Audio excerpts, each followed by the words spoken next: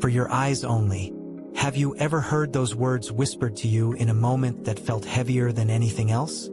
Words that carried both a promise and a warning. That is exactly how this story begins, with a message so private, so dangerous, that it could never be spoken aloud. It was meant to be seen, not shared. A secret move hidden behind ordinary gestures, carrying a meaning that only the chosen few could understand. At first glance, everything seemed ordinary. The crowded street, the passing faces, the hurried footsteps. No one would ever notice that something extraordinary was happening in plain sight. And yet, beneath the surface, there was a signal, a quiet command that demanded not just attention, but absolute obedience. It was a move crafted so carefully that to the untrained eye, it was nothing. But to the one who knew, it was everything. This is not just a story about secrecy. It is about loyalty, about the thin line between trust and fear. To follow this signal meant stepping into a world where silence was survival, and where hesitation could cost more than anyone dared to imagine. It was for your eyes only, not for the crowd, not for the curious, but for the one person who had been chosen to see it. The character at the center of this story was not extraordinary in appearance. In fact, that was what made them so easy to overlook. A figure lost in the noise of the world, blending in, never drawing suspicion. And yet, within them lived a discipline sharper than steel, a patience that had been tested again and again, and a devotion that was almost frightening in its strength.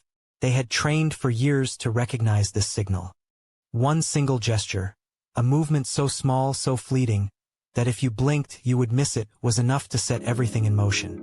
This was not the kind of obedience that came with loud commands or shouted orders. It was the kind that demanded complete surrender, the kind that worked in silence. A bond of trust where words were unnecessary, where even breathing too loudly felt like betrayal. Because once the move was made, there was no turning back. But here lies the question that hangs heavy in the air. What happens when the quiet obedience you've lived by suddenly demands more than you ever thought you could give? When loyalty collides with fear, when trust is tested by uncertainty, and when the one who taught you to obey is no longer the one you can trust. The night grew colder, and the crowd began to thin. The chosen eyes caught the signal, and the heart quickened. The move had been made. Everything now depended on silence, on obedience, on following without question. But as the figure stepped forward into the shadows, a strange doubt began to stir. Was this still the path of loyalty, or had the signal become a trap? The story begins here with a single move, for your eyes only. And as the silence deepens, the question remains unanswered. What lies ahead when quiet obedience is no longer a choice, but the only way to survive? The signal lingered in the mind long after it had passed. A flicker of a hand, a subtle tilt of the head, so ordinary that no passerby gave it a second glance. And yet, for the one chosen to see it, the weight of the move pressed down like a shadow that could not be shaken off. This was not a command to be debated, not a choice to be considered. It was an unspoken order. Act now without hesitation, without question. Still, beneath the surface, doubt quietly stirred. Was obedience strength, or was it blindness? Every step forward seemed to echo louder than the last. The air itself carried unease, as though the city held its breath, waiting for what would follow. The chosen figure was not alone in this path. Somewhere in the distance, another pair of eyes was watching, silent, hidden, yet equally bound to the same signal. Two lives moving toward an unseen center, their loyalty tying them to a cause they barely understood. But conflict lives in silence. One voice in the heart whispered of trust, of duty, of a greater purpose that required sacrifice. Another whispered of caution, of betrayal, of the possibility that the one who gave the signal was no longer guiding them, but using them. Both voices clashed, and neither could be silenced. Meanwhile, unseen hands moved elsewhere, weaving threads of a larger design. There were whispers of a second signal, one that could undo everything.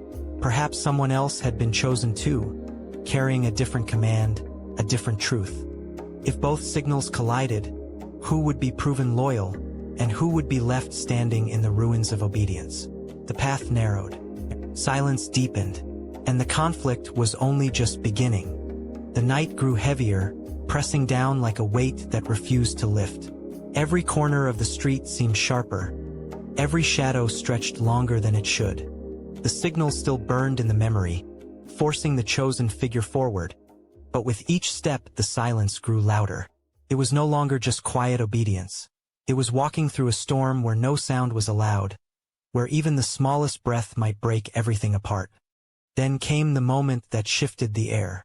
From across the square, a second figure appeared, moving with the same precision, the same rhythm, as though answering the same command. Their paths were not supposed to cross, yet here they were, two silent followers bound by one unseen hand. Suspicion struck like lightning. Was this an ally, or a rival sent to test loyalty? Neither dared to speak. Neither dared to move closer. But both knew the next step would decide everything. The crowd thinned until the square belonged only to them. Eyes locked in silence, reading every gesture, every twitch, searching for a clue that might reveal the truth. The tension was unbearable. Obedience demanded trust, but instinct screamed caution. Somewhere in the distance, a sound broke through the night, faint but unmistakable. Another signal, echoing like a warning that had arrived too late. The figure's heart raced, torn between two commands, two truths that could not both survive. One step forward meant loyalty. One step back meant betrayal. But standing still was no longer an option. The moment demanded action, and yet the silence demanded secrecy. Every second stretched like eternity, as if the world itself was holding back to see which path would be chosen. The climax loomed, but the choice remained unseen. Now pulsed like a stage set for something no one else could see. Two figures locked in silent obedience, each waiting for the other to move, each trapped by the weight of a signal that demanded absolute surrender. And then, without warning, the second twist revealed itself. Not through movement, but through absence. The original messenger, the one whose signal had set everything into motion, was gone. That absence spoke louder than any command. The hand that had once guided now abandoned them, leaving behind only uncertainty. Had the signal been real, or had it been planted to test loyalty? The thought spread like fire, crawling